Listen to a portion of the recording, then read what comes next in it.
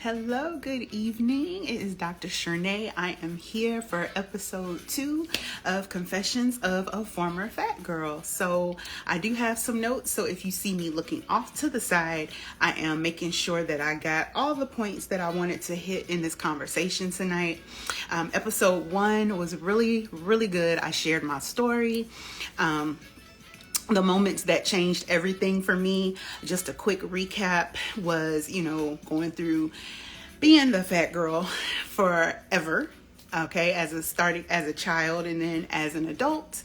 And then, the cycles, things that I went through, and attempts to lose weight.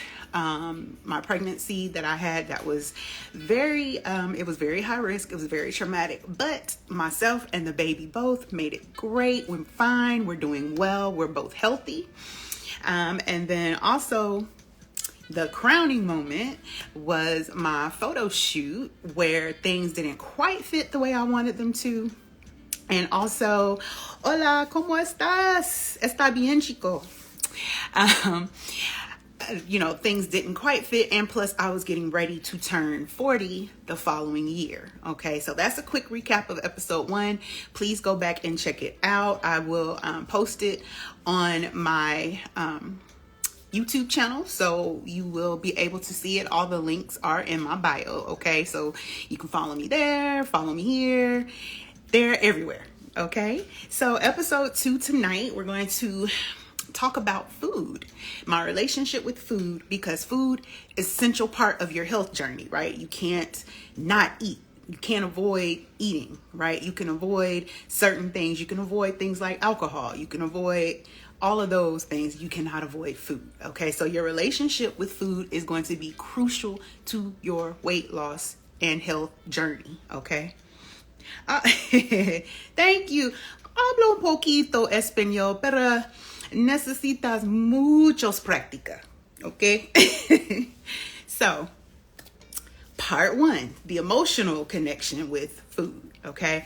So as you see, I'm African American. A big part of our culture is food. We express our love through food. I love cooking and feeding people. So there's always food around.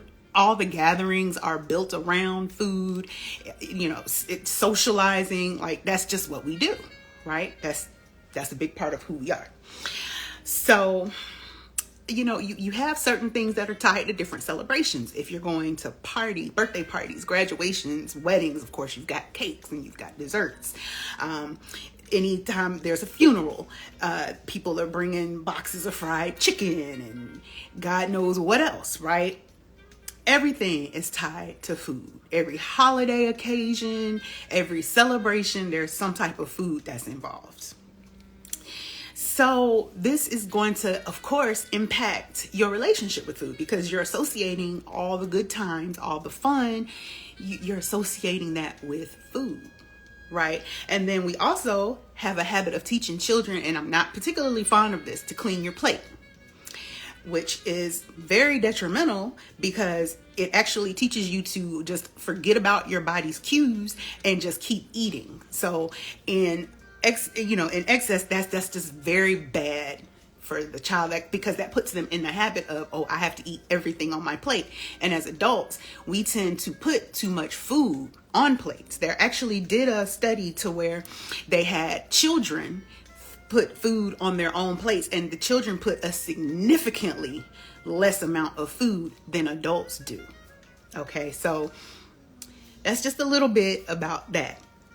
So of course, with all the celebrations and things like that being so based around food, you get into comfort eating, right? So you're associating these pleasure sensors because you do, and it's all biochemical. Okay. It's all in the body. Like, people think that it's just, you just need to do this. Well, no, you actually get biochemically trained to want and crave these different foods. Okay. The body is very, very smart. Okay. So you're associating pleasure, food. anytime something goes wrong, what are you doing? You're grabbing ice cream, or you're grabbing this candy, you're grabbing soda, you're grabbing all of these foods that may not necessarily be the best for you nutrition wise, but because you've associated these foods with pleasure, those are your go-tos. So, the general principle of food is just to nourish you. It's just fuel for your body. Just like you put gas in your car, it's literally the gas for your body. That is the premise of it. We, as a people, we turn it into something that we use to help emotions, happy emotions, sad emotions, anger. All of those things get expressed with the foods that we eat. And typically, depending on what our moods are, it makes a difference in the foods that we tend to choose. Okay, and a lot of times when we're having those more negative emotions, we're choosing foods that aren't necessarily the best for us nutritionally. And so when you're eating like that, if you're on a weight loss journey or a health journey, fitness journey, whatever, if you're on this journey and let's say you eat something, then, oh my God, it's just bad. Then you start feeling guilty. Then you feel shame about it. And so what does that typically do? It typically makes you eat more because you're like, well, I've already had this. I've already messed up, so I might as well keep messing up, right? And so it's just a cycle that perpetuates itself. Bad cycle to get on, but that's how it tends to go. And I was no exception. That was definitely the thing. I definitely had to be part of the clean plate club because we can't waste food, right? You can't waste food because things are expensive, especially now. Especially now because costs are astronomical for everything, right? So you're in the clean plate club, you're trying to eat all this food, you're overriding your body's cues. You probably are full, but of course your parent is like, clean your plate, eat all your food. Or the worst possible thing, they tie the dessert that you want to eating all your food, right? And so you're just like, I want the dessert. So then you're sitting there and you're eating, one, you're already overeating your dinner, and then two, you're further overeating by having dessert. So this sets you up on a cycle that lasts your entire life. And that's one that you'll have to break. So keep that in mind. For those of you who have children, if you're making them clean their plate, stop. Okay, give them little bits, because again, as adults, we tend to be a little bit more heavy-handed and we give children more food than they actually do need to eat. Okay, now, next part I want to move on to is realizing the need for change. So for me, because food, again, it's always been tricky, like I said, because I've always been big. And of course, I was a kid in the 80s and the 90s. And there wasn't all of this medical intervention, all of these different ideas and thoughts and things like that. It was just, oh, the child is fat, you need to eat less and exercise more. So the thought was just to cut the food, shrink the food portions. So then, I was hungry. So I would sneak and hide food. And I would have food in my room or in my backpack, or I'd eat stuff at school before coming home.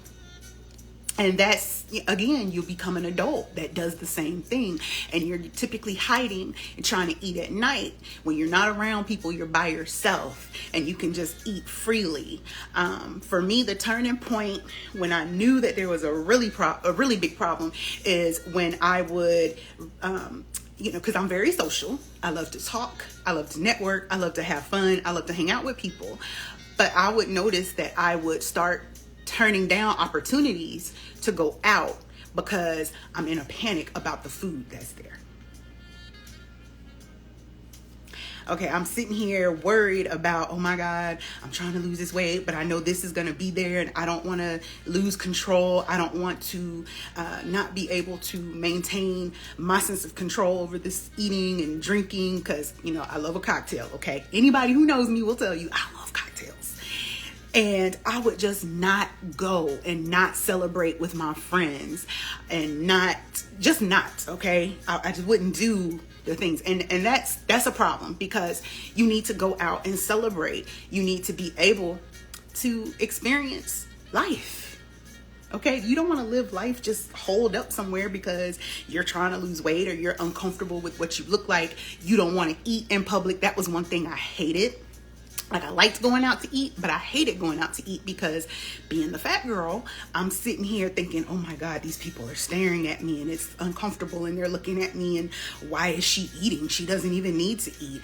And I've heard some comments over the years from people that absolutely did not know me. And those comments were hurtful. And it would be along those lines. So that would further, take my extroverted self and turn me more introverted.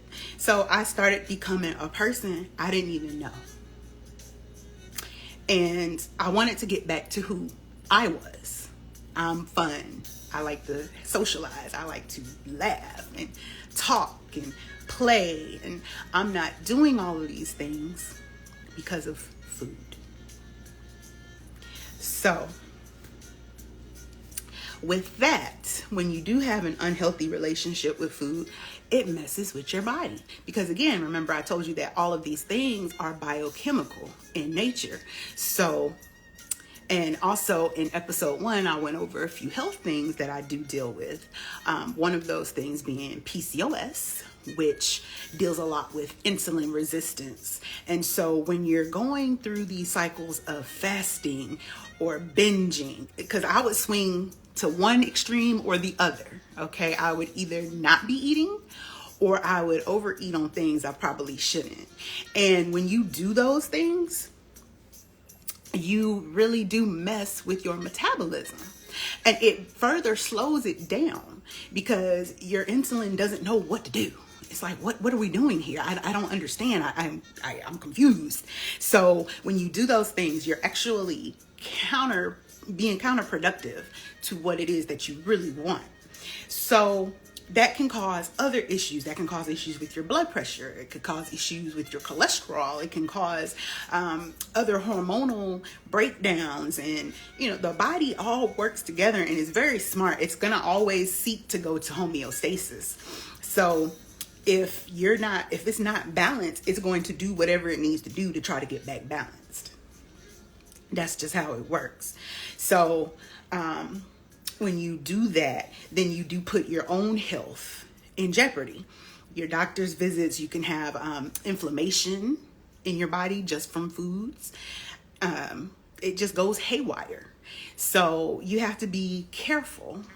And when you identify that this may be a problem, then that's when you need to seek some type of intervention, medical intervention, going to your doctor, hiring a coach, getting a trainer, going to a nutritionist, all of those things, because now you're creating a really dangerous situation for yourself that you need help to get out of, because it's just hard to do it alone. I'm not going to say it's impossible, but it's very difficult. And you need someone to help you, someone who is professional, someone that can be like, hey, this is what you're doing now. This is not the best route to go. Let's try something else. Okay, so the other thing is there are lots and lots of myths. Like, one of the biggest misconceptions that I had was good food, bad food.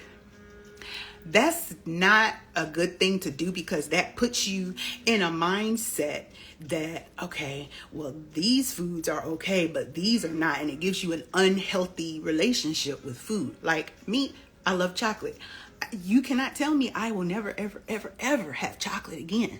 You cannot tell me I will never have another cocktail again, because again, remember when I talked about the extremes, either completely avoiding things or binging on things? That is what causes that, because you're thinking, oh, this is good and this is bad. No, that is not the case. So you have to fix your relationship and your thoughts around food in order to be successful and win the game at weight loss. That was one of those things that I had to learn. There is no good or bad food. There might be foods that are more nutritional, but this alone isn't bad. Okay, so you have to identify what your thoughts and your beliefs are around food and go from there. Okay, create a plan that's going to work for you. So that brings me to rebuilding a healthy relationship with food. So the first thing I had to do, Reese's Cups and Snickers, yeah, while you playing, those are two of my favorites, okay? But I do not have them often, but they're not off limits. I just don't have them often. One thing I had to learn was self-compassion. The way that I used to talk to myself, terrible, okay? I will say this, if you wouldn't say it to your child, if you wouldn't say it to your best friend, don't say it to yourself.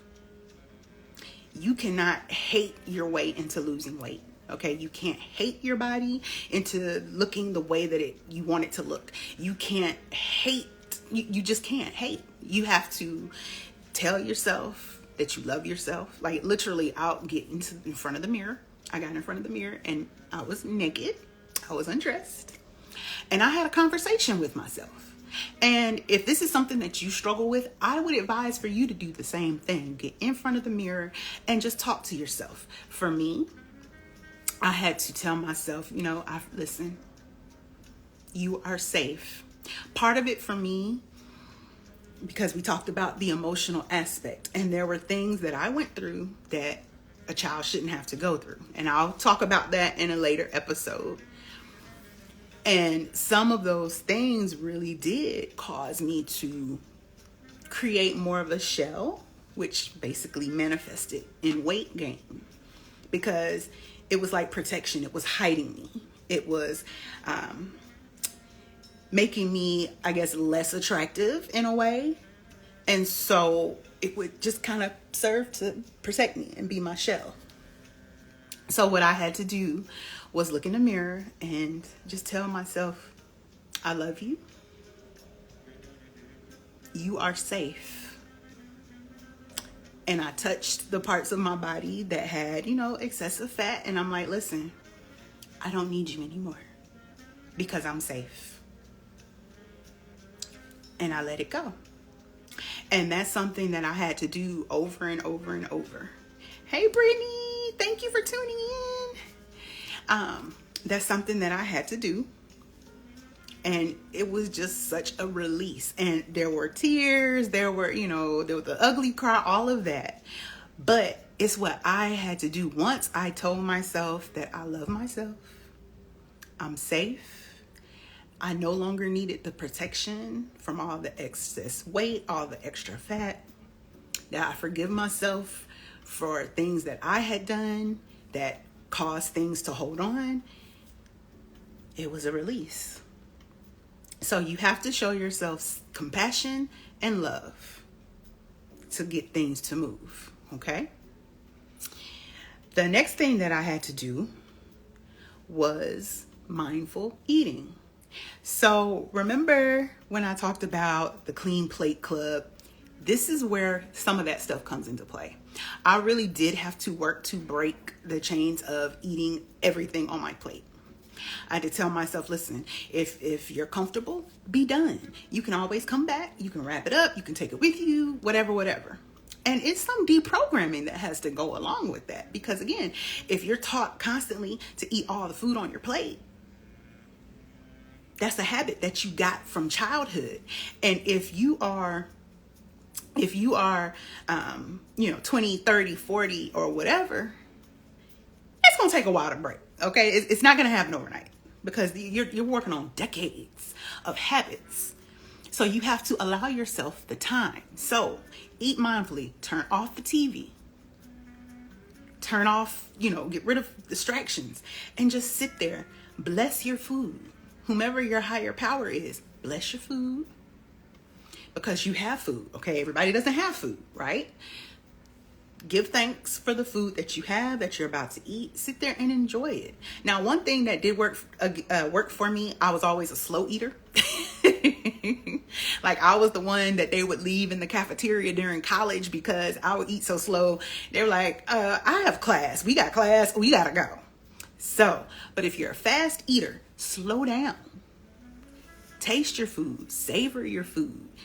Engage all your senses. Smell, For me, it's presentation first. Okay. I love cooking for people, but it has to be plated correctly because it's just visual for me. So have your food, have it look appealing, smell it, taste it, savor the different tastes. Don't just pile it in. Take your time with your food. Okay, slow down. It's not going anywhere. And then as you're eating, just notice when your body is like, okay, I'm good. Stop there. It's when you start pushing past that point where you really get into trouble, because then you're getting into overeating. You're eating too much food, more food than your body needs. And then it's going to start piling it in because that's what the body does. It holds on to it. You're a fast eater. Slow down. Slow down. Because it's going to take your body at least 20 minutes to realize, hey, I'm good. So if you scarf it all in, you've probably overeaten. So slow down. Okay. Balance. Learning balance. So as I said in episode 1, I tried so many different, I think I've tried almost every eating plan, every diet, almost, except for like the pre-made foods. I've probably done everything else. Super restrictive. At one point I did the HCG shots with my doctor, and I was on an 800 calorie a day diet, and I was miserable. Because I was hungry. And when I know you've heard the term hangry. That is a thing. That is a real thing. Okay. So I've done that. I've done, keto. That's not good for you either. That's not sustainable long term. I've done veganism. That wasn't for me. And it's actually not advised for me, with the PCOS that I deal with, because it's too rich in carbohydrates. So that's why you have to be careful from where you get your advice. Everything needs to be individualized because we're all different, right? My body is different from your body. So it might not work the same thing. We might not be on the same eating plan. So you have to figure out what's going to work for you. So once you find that, then you have to balance it out. You can absolutely have the things that you love and still lose weight. Okay? We'll talk about that in a further episode. But you have to learn how to balance your eating to where you're eating for your goals, but you're still able to enjoy your life. Because you can do that. There is a balance. Okay? Now, some practical tips that I can give you here, because I don't want to keep you all too long. Identify your triggers. Listen to your own emotional triggers and your eating patterns and habits. So if you're realizing that, hey, when I get upset, I go for ice cream. Okay, so you know that. So now you can fix that behavior. You can not buy ice cream. You can make a smoothie instead. Get some fruit, some protein powder, ice, water, mix it. And it's like ice cream, but it's a healthier alternative. You can also do non-food activities. Learn to knit. So doing things with your hands actually does take your mind off of eating because you're physically doing something. Drink water. While you do that, read a book. Call a friend. Make a list of things that you can enjoy instead of eating as an emotional response. Identify what your emotion is and allow yourself to feel it. If you want to cry, cry. There is nothing wrong with crying. And for the men that's watching, that includes you too. Cry. It's a human emotion. If you need to scream, if you need to yell, if you need to cuss, whatever it is that you need to do, identify your emotion, what you need to do to release it that does not involve food, and go for it. Okay? Make small changes. Don't sit here and try to do this entire 8.5 by 11 piece of paper full of change. You're going to fail. Okay? It's just too much too soon. Start slow. Do little things. Tell yourself, I'm going to drink X amount of water. I'm going to have a vegetable at every meal. Start there. Tell yourself, hey, I'm going to cut my portion sizes in half. Start there. Do little things. Introduce small changes a little bit at a time. Don't try to climb the whole mountain when you've never gone up a hill. Give yourself some grace, okay? Next, establish a support system. Very, very important. If you have friends, you have family members, you need your people that you can call on. You can call on me, okay? I'm a coach. That's what I do. I provide support. Your friends and family, that whole network is going to be very important for you, because you're going to have moments where you stumble. You're going to have moments where you cry, you want to quit. They won't let you. They're going to hold you accountable. They're going to remind you of your goals. They're going to remind you the reason that you said you wanted to do X, Y, and Z. You want to go on this vacation and look bomb in your swimsuit.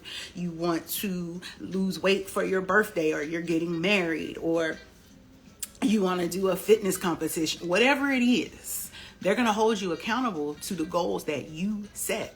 So having that support system is crucial to making it through this process. Okay? So that is it as far as food and the emotions and my journey through that. Okay. I hope that you enjoyed. It has been a very, very long journey, and I'm still on it, because what I'm realizing is this is not a destination. Okay. It's the whole ride. It's the whole journey there. So, now that I am on the healthier side and I have a more healthy outlook on food, better grip on emotions, all of that, it's just so much better. I literally hired a coach. That's what I did. I had a trainer, and we just walked through. We have this really supportive community, and that's really what I needed, because it helped me see that I wasn't alone. I had others that had the same goals, the same ideas, and when they fell off and they dropped the ball, we were there to help pick it up and give it back to them. You need that. It's very important. Okay. So, hey, take the healthy first step towards a healthier relationship with food. Let's get you on track. Let's get you on track. I do have a Weight Loss Warriors program. You can sign up for a free consultation if you want to work with me one-on-one. Let's talk about it, see if we're a good fit. Consultation is free, and also I can make sure that you receive your copy of the Ultimate Life Design Workbook, which is packed with tools and insights to help you design to a life that you've always dreamed of. Because, listen, it's time to start living. So let's do it. Life is very short. As you see, people are checking out of here left and right. We don't know how much time we have, but what we want to do is have the best possible time that we can have while we're still here, okay? Let's get you on your way to a healthier, happier you. So I will end it here. I will see you guys next Wednesday night for episode 3. All right, you guys take care. Have a wonderful evening.